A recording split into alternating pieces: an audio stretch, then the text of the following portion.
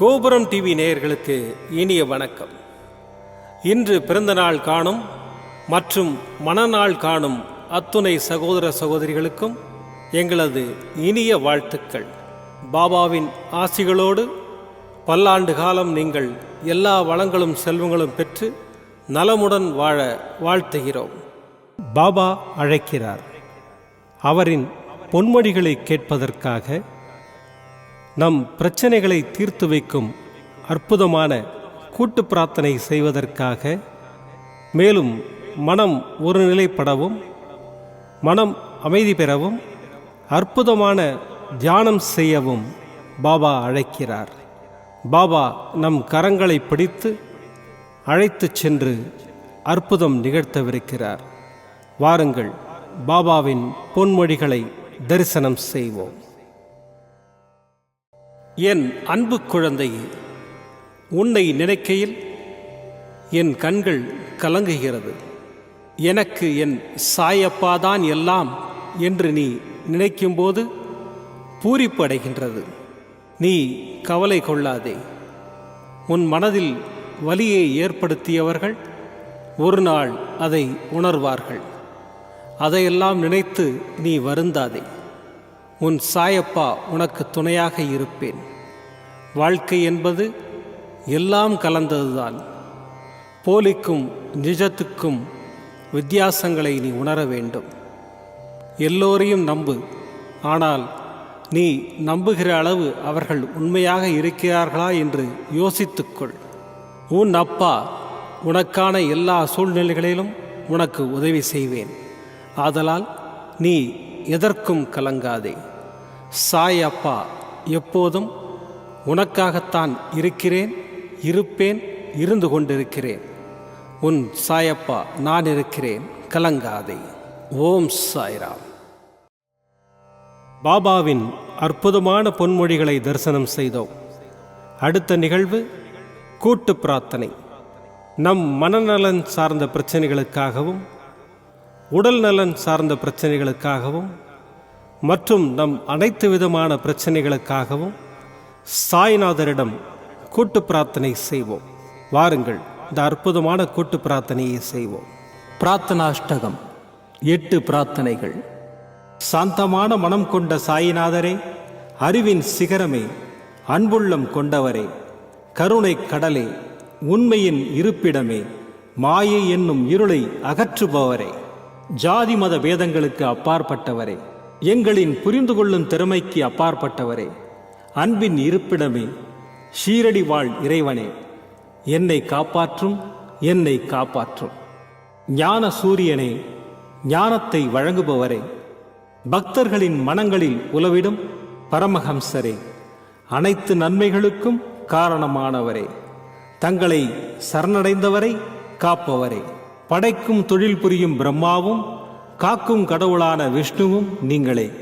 3 உலகங்களையும் யுகங்கள் முடிவில் தன்னுள் ஐக்கியமாக்கிக் கொள்ளும் ருத்திரனும் தாங்களே. நீங்கள் இல்லாத இடம் இந்த பூமியில் ஏது? எல்லாம் அறிந்த இறைவன் நீங்கள். எங்கள் எல்லோரின் இதயங்களிலும் வசிப்பவரும் நீங்களே. எனது எல்லா குற்றங்களையும் மன்னிக்க வேண்டும் என்று வேண்டி கேட்டுக்கொள்ளுகின்றேன். அலை அலையாய் தொடர்ந்து வரும் சந்தேகங்களையும் மனமயக்கங்களையும் போக்குவீராக. நீங்கள் கோமாதா, நான் பிறந்த இளங்கன்று. நீங்கள் சந்திரன், நான் சந்திரகாந்த கல். தங்கள் பாதங்கள் கங்கை நதி. பணிவுடன் இந்த தாசன் உங்கள் பாதங்களில் தலை வணங்குகிறேன். உங்கள் கைகளை என் தலைமீது வைத்து ஆசை கூறுங்கள். என் கவலைகளும் துன்பங்களும் பறந்தோடட்டும். இந்த கணு தங்களின் தாசன். இந்த 8 துதிகளையும் கூறி நான் உங்களை சாஷ்டாங்கமாக நமஸ்கரிக்கின்றேன். எனது பாவங்கள், துன்பங்கள் மற்றும் ஏழ்மை நிலை இவை யாவும் உடனடியாக விலகி ஓடட்டும். ஓம் சாய்ராம், ஓம் சாய்ராம், ஓம் சாய்ராம். அற்புதமாக கூட்டு பிரார்த்தனை செய்தோம். பாபா நம்முடைய கோரிக்கையை ஏற்று நிச்சயமாக நமக்கு அற்புதங்களை செய்வார் என்பது சத்தியம்.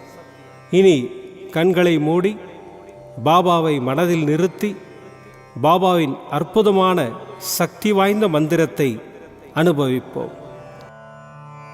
ॐ शिरडीवासाय विद्महे सच्चिदानन्दाय धीमहि तन्नो साई प्रचोदयात्। ॐ शिरडीवासाय विद्महे सच्चिदानन्दाय धीमहि तन्नो साई प्रचोदयात्। ॐ शिरडीवासाय विद्महे सच्चिदानन्दाय धीमहि तन्नो साई प्रचोदयात्। ॐ शिरडीवासाय विद्महे सच्चिदानन्दाय धीमहि तन्नो साई प्रचोदयात्। ॐ शिरडीवासाय विद्महे सच्चिदानन्दाय धीमहि तन्नो साई प्रचोदयात्। ॐ शिरडीवासाय विद्महे सच्चिदानन्दाय धीमहि तन्नो साई प्रचोदयात्। ॐ शिरडीवासाय विद्महे सच्चिदानन्दाय धीमहि तन्नो साई प्रचोदयात्। ॐ शिरडीवासाय विद्महे सच्चिदानन्दाय धीमहि तन्नो साई प्रचोदयात्। ॐ शिरडीवासाय विद्महे सच्चिदानन्दाय धीमहि तन्नो साई प्रचोदयात्। ॐ शिरडीवासाय विद्महे सच्चिदानन्दाय धीमहि तन्नो साई प्रचोदयात्। ॐ शिरडीवासाय विद्महे सच्चिदानन्दाय धीमहि तन्नो साई प्रचोदयात्। ॐ शिरडीवासाय विद्महे सच्चिदानन्दाय धीमहि तन्नो साई प्रचोदयात्। ॐ शिरडीवासाय विद्महे सच्चिदानन्दाय धीमहि तन्नो साई प्रचोदयात्। ॐ शिरडीवासाय विद्महे सच्चिदानन्दाय धीमहि तन्नो साई प्रचोदयात्। ॐ शिरडीवासाय विद्महे सच्चिदानन्दाय धीमहि तन्नो प्रचोदयात्। ॐ शिरडीवासाय विद्महे सच्चिदानन्दाय धीमहि तन्नो साई प्रचोदयात्। ॐ शिरडीवासाय विद्महे सच्चिदानन्दाय धीमहि तन्नो साई प्रचोदयात्। ॐ शिरडीवासाय विद्महे सच्चिदानन्दाय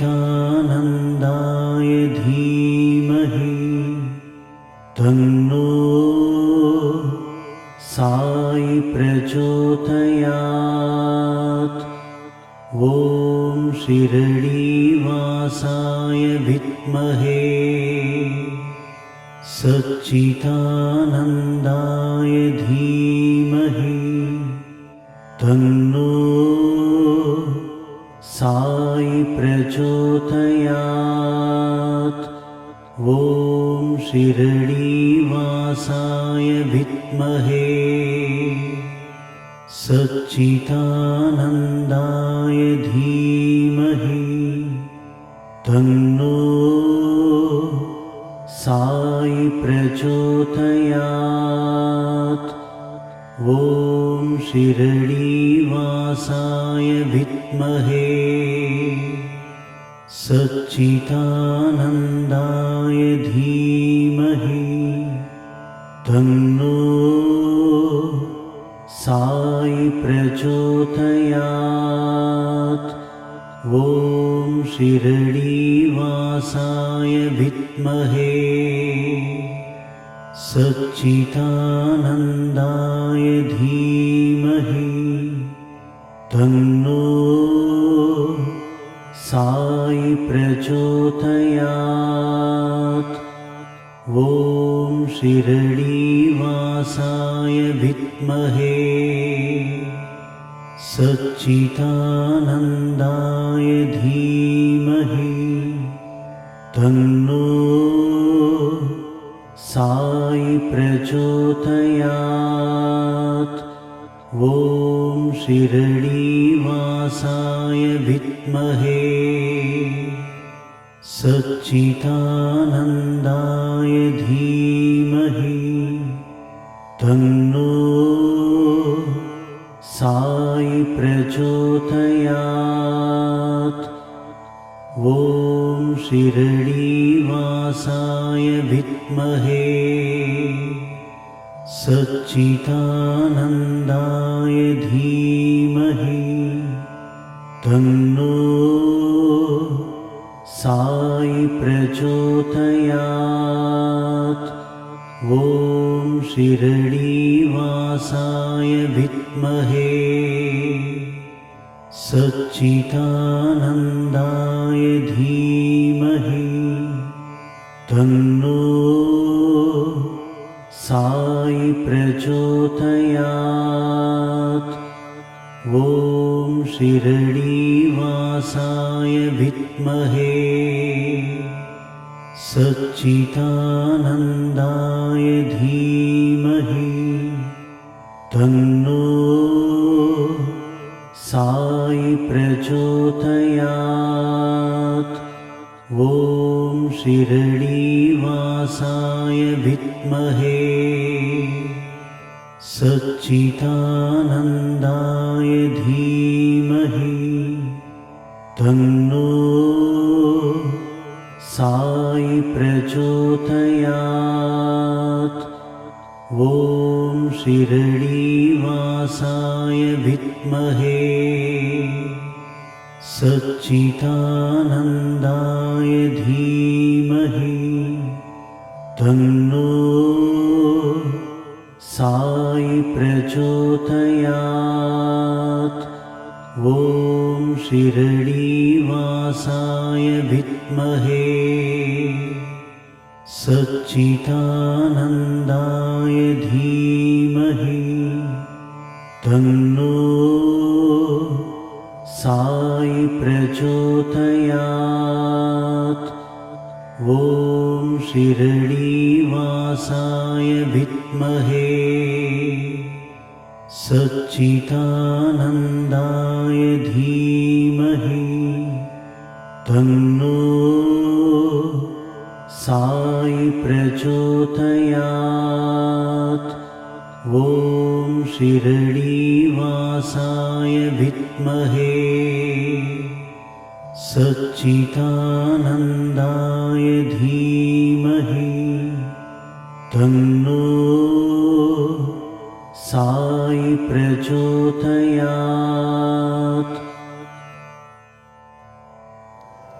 மீண்டும் நாளை காலை இந்த அற்புதமான பாபா அழைக்கிறார் நிகழ்ச்சியில் சந்திப்போம்.